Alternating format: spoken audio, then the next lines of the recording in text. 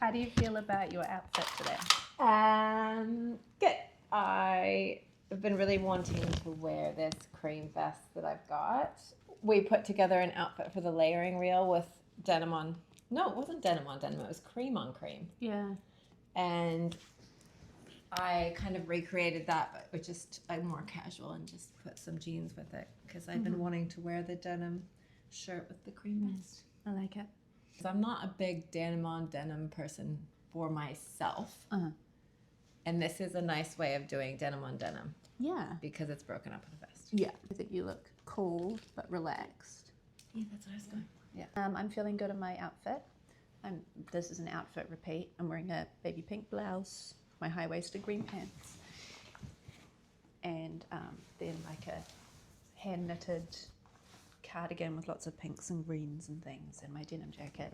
And yeah, I feel like confident, cozy, but also if I take off the knitted one, then I feel like it looks quite sort of put together as well. Yeah. Not too relaxed. Yeah. I like it. Okay, so today we're going to talk about what we've learnt working with New Zealand women. And we just want to preface the conversation by saying these are purely our observations that we've noticed working with New Zealand women and their style and their wardrobes. They're not hard and fast like rules or, obviously they don't apply to everybody we work with. First thing that you've noticed? One of the first things that I've noticed is that the dramatic style archetype tends to be way more common here than it would be in North America. Do you want to just tell us what this dramatic archetype looks like, so in case people don't know? So dramatic archetype it's very refined and elegant. There's a lot of textural elements, plaid. It's a play on masculine and feminine. What else would you add to that? It's got quite long lines. They're quite striking.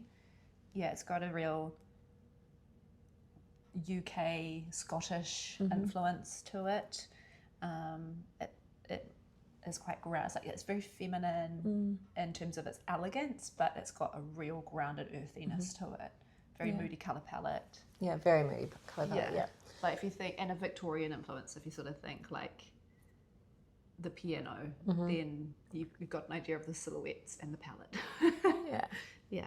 That's a good example. Yeah, so I just think in New Zealand, we get quite a lot of women who really identify with that style archetype. And I think we've hypothesized there's a number of reasons why we think that New Zealand women gravitate toward it. Yeah, I mean, we do have that heritage, especially in the South Island, and we do see it more in the South Island because here there's quite a strong Scottish settlement. And I think we forget how much that actually does still influence us. Like when I moved to the North Island, people kept saying, why do you keep saying we? Like, I'm just going to have a wee break. But, like, it's not so common there, and it's because of the Scottish dialect. Yeah, I haven't even picked that up. That's funny. Yeah. And I also think the rural heritage as well. And when I first moved to New Zealand, that was one of the things that was very apparent to me. Right. Because I came on exchange to Lincoln University, which is an agricultural university, for those of you who don't know. And I remember calling home to my mom and be like, all the women and men are dressed exactly the same. They all have a rugby jersey on, these little boxer shorts, because they look like underwear to me. I didn't know that they were actually rugby shorts. And the rain boots. But they were all agriculture students. Yeah, but I think that does have a play on how, like, New Zealand women, we often get clients who say, I want to look feminine, but I don't want to look too feminine. Yeah. And they want that groundedness that you were talking about. Yeah. So they want to edge it up. Yeah. Yeah. It's like not too girly, you know? Yeah. And then, I know it's an agricultural university, but I still think that plays on like how New Zealanders connect. For sure. Yeah. Yeah. And the other thing I think why it's more popular here is the climate.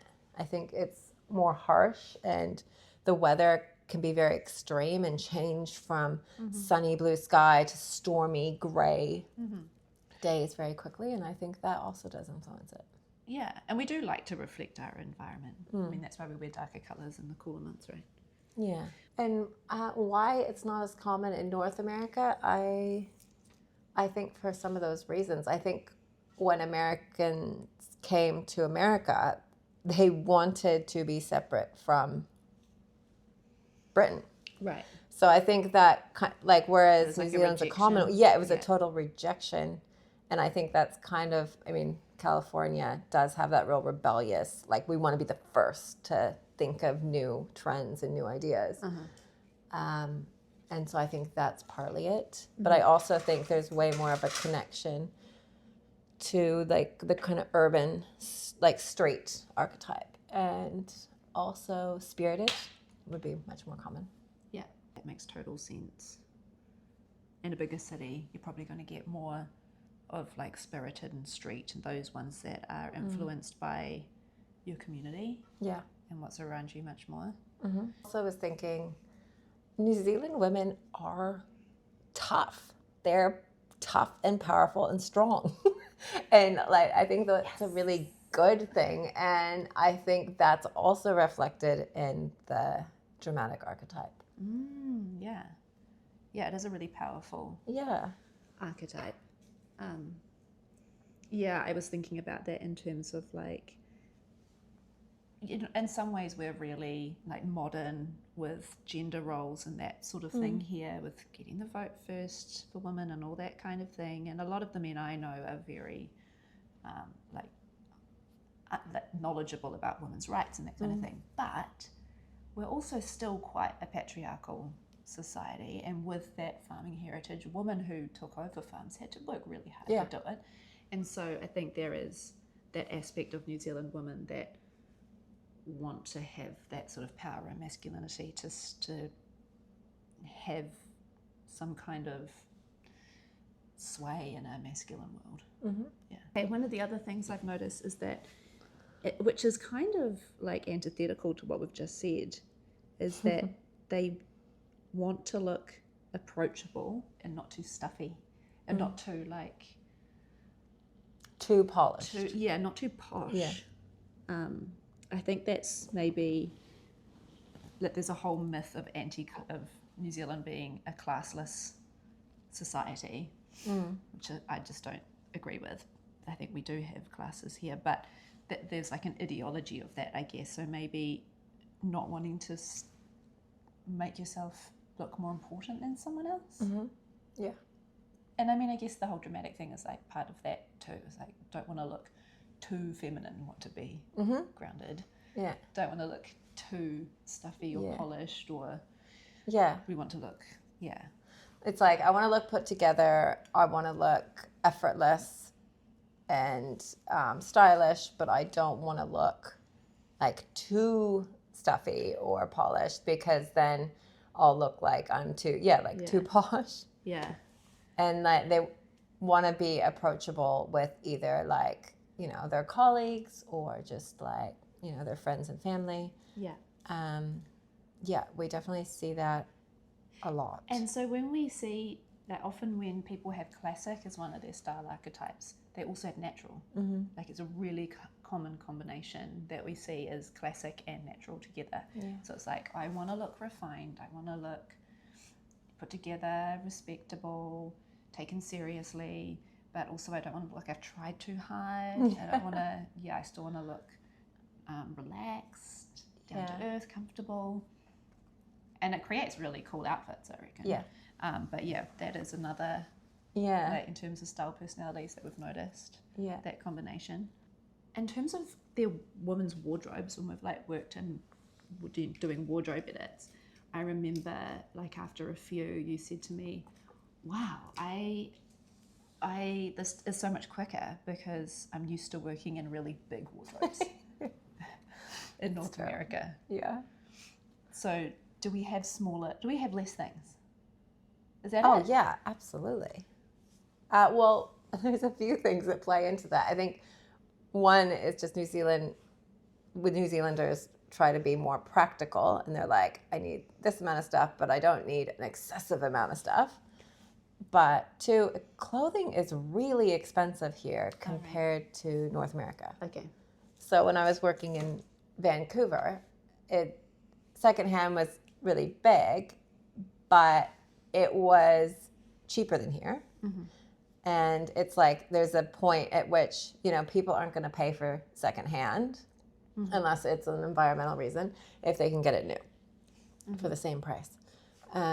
So I think the wardrobes were just massive because there's so many deals, there's so many sales all the time. Right. There's so much more like variety as well. And maybe wages are better and other things are cheaper too. So No, the wages were terrible. Okay. Wages in Vancouver are horrifyingly low. But no, I think there's just more variety. And it's like, whereas in New Zealand, you're kind of restricted by, there's only so many different shops, which is plenty. I mean, we have plenty here. Yeah, I just think New Zealanders as a whole, like the houses, I feel like are smaller. They're more conservative in their spending, probably. Mm-hmm. Well, I mean, I guess that is also a whole thing of not wanting to stand out. It's Yeah. like, who am I to spend all this money on myself? Yeah. And yeah, like people are going to respond in a way that makes me feel bad about it, or that it's frivolous, or that it's, extravagant, not necessary, all those kind of things. Yeah. Or like, the classic, when I've worn, my family have stopped doing it now actually, because they're used to me wearing whatever the hell I feel like wearing. There's been many times where my brother's been like,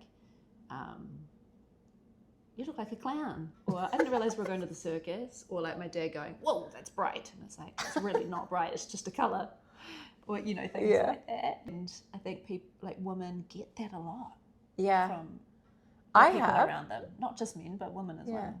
I like if I've gone down to pick up and I'm just wearing a green linen dress, but like a Kelly green, so it's quite a bright green. Mm-hmm. I've had several people comment and be like, oh, you're looking nice today. But like in a way like, why did you put effort into getting dressed? And it's like, it's a linen dress. It could have been like the easiest thing to put on. Like I threw it over the top. It's essentially a sack in green. It's a sack in green, yeah. And you're like, wow, it's so funny. But because it was a bright color, I think. Mm-hmm. And there was a lot of it because it's a maxi dress. But right. When I first, this is a bit of a tangent, but when I first moved here and after I studied, I was working in a laboratory in the science department. And everybody there wore like outdoor clothes. And I love the outdoors. I love hiking, love running, like being in the outdoors is one of my favorite things. But I love fashion and clothes as well. But I felt like I was going to stand out like a sore thumb if I wore my clothes. So every day I'd like put on my jeans and a hoodie because I didn't want to not be taken seriously. Yeah, right. And I thought, if I show that I'm into clothes, they won't think I'm like smart enough or serious. Yeah. And I'll be seen as frivolous. Yeah.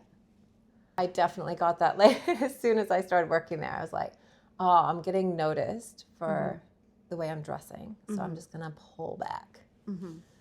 So that's one thing we've noticed about New Zealand women as well, is that kind of how we've been talking about, I don't want to stand out. I don't want people to look at me because I don't want to look like I'm attention seeking. Yeah. And that's definitely not true of all women. No. And actually, I feel like a lot of the women that we work with, I'm noticing more and more a pushback against that. Yeah. Of like, I don't care. I don't care anymore. The more we see it, the more we get used to it. And a lot of people saying, I saw this couple who were in their 80s and they were wearing this amazing waistcoat and dress, and he had these brogues, and and like it was so cool to see them out and about and enjoying their lives and expressing themselves through fashion. And when I see people really expressing themselves, it brings me joy. Yeah. And then going, well, then let's do the same. Mm-hmm. I feel like there's more and more of like if more people do it, more people will do it, and it won't be weird. But I do think that it is in the back of a Yeah. lot of people's heads that I don't want to seem Yeah. like I'm full of myself Yeah. or that I'm just trying to get attention. Yeah. There's like a balance. Like I want to express myself, Yeah. but not too much. Yeah. But I feel like there is a bit of a shift there, which is nice. Mm-hmm. Yeah, because if we bring it up with them, then they're like, oh, yeah, no, I think we should just need to let that go a bit. Or yeah. Yeah. Oh, yeah, the only other thing that I was thinking about was in terms of our wardrobes. Like I noticed that people will they buy a lot of the same thing on repeat. And rather than filling in gaps that there's things that they actually do need to be able to make versatile wardrobes and a lot of different outfits, but they seem to have multiples of a safe item. Yeah. I think that's a universal thing. I definitely saw that. Right. And because clothing is so much cheaper in America, you see it even more. They might buy 4 of the same top, and it's the same top. Yeah. But I think that's like we talk about it with color analysis as well. Like you might know your best colors or your best cuts, but it's extrapolating that out and identifying those other colors that look just as good as on you. Yeah. That aren't like just peach. Yeah. And then like knowing those other cuts that work for you as well. Yeah. So I think that's universal. Yeah. Okay. Just knowing what your gaps are. Yeah. Buying too much of the same thing. Not knowing what Yeah. your gaps are and buying too much of the same thing. Okay. I think that's just people in general. I feel like every single person that's come to us has said, I struggle with my gaps. And because it's really hard for us to look at our wardrobe objectively and step back and know what we need. Yeah, it's so strange that a wardrobe it is a collection, but we buy it in little bits here and there. Yeah. And so it should be really cohesive and make sense as a unit, but we're always thinking about it in pieces. And so it's hard. Yeah, you have to really spend that time reshaping how you think about your closet, I think. But then you see, like, some people do buy their wardrobe, like, from every season, they'll buy basically a new capsule wardrobe. Right. And I mean, there must be benefits to that in that everything goes together for that season. But then where does it all go? Where does it all go after? Exactly. Yeah. It's not a very sustainable way of doing it. Yeah. So what would the takeaway be from today's discussion? From the whole discussion, one takeaway? Yeah. I think we need to just care a bit less about being scared to stand out and like embrace that fashion can be a really fun way to express yourself, and that when you are expressing yourself authentically, people can see that and it's nice. And we should ignore weird quips that aren't helpful that we get from other people. Yeah. Yeah, that's the takeaway. Because like you were saying, it's so inspiring to see other people and they project like creativity and their confidence, and it's really nice to see that in others. Yeah, let's bring more joyful outfits into the world. If it suits you, like, you know, doesn't have to be joyful. It can be just inspired by yourself. Or feel like you. Just showing us who you are and not being worried about what that might look like to other people. Yeah. Yeah. I like it. Good. How's your necklace going? Good. I haven't finished it. I thought I'd get it finished, but that's how it's looking. Nice. Summer colors. Okay. Mostly, yeah. I just want one that sits really close around my neck. She pre-made that. I inspired Sarah though. Yeah, you make beautiful ones. Okay, ka kite, we will talk to you in our next podcast, which is in a couple of weeks' time. Sounds good.